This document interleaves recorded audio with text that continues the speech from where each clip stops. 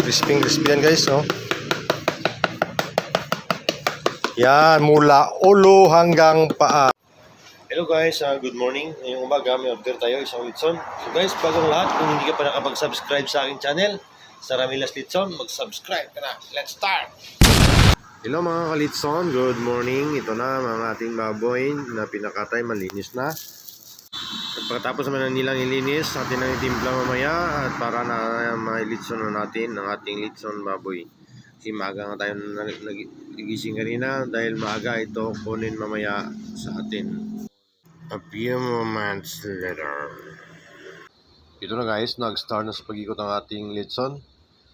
Yan ang ating litson for today. Order yan ng Poblacion, Lawan, Antique. So salamat sa nagtiwala sa Ramilas Litson.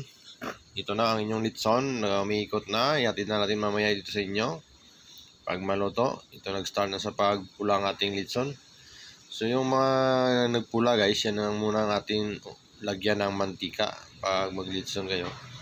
Huwag nyo muna lagyan yung hindi pa pumula. Yung nagpula lang guys, yan o, makita nyo. Yan ang color na nagpula, yan lang muna yung lagyan nyo ng mantika. Para yung hindi na, no, hindi nakapumula, makasabay yan mamaya sa nauna. Yan, ito na, pumula na lahat ng ating litson. Ganyan guys, pag ano, yan, pwede mo na sabayan, lagyan ng mantika kasi lahat pula na yan. Dandaan na yan sa pagkuhan. Kung makikita mo, parang luto na yung litson mo, hindi pa yan luto. Maya sa loob niya yan, hilaw pa yan. Para ano, hindi yung balat niya, ganyan na yan kapan.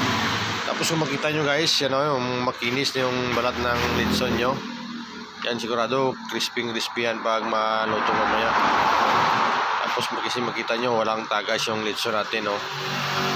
Yan, kung makita nyo sa tagiliran niya, medyo may puti. Yan ang pumuto kanina. Pero konti lang ay ano na natin, sulda na natin yung tagiliran niya kanina.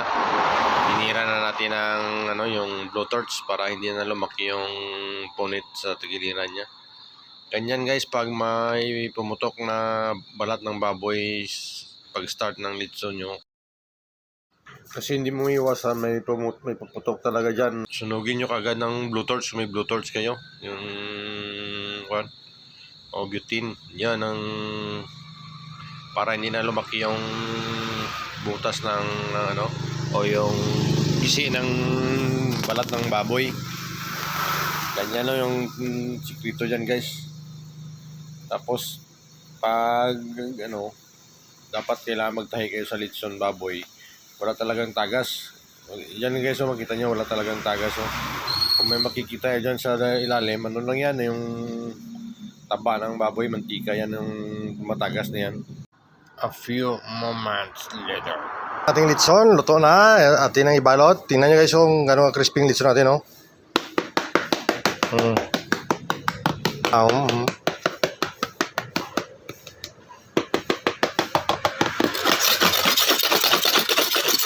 Yan mga tunog guys.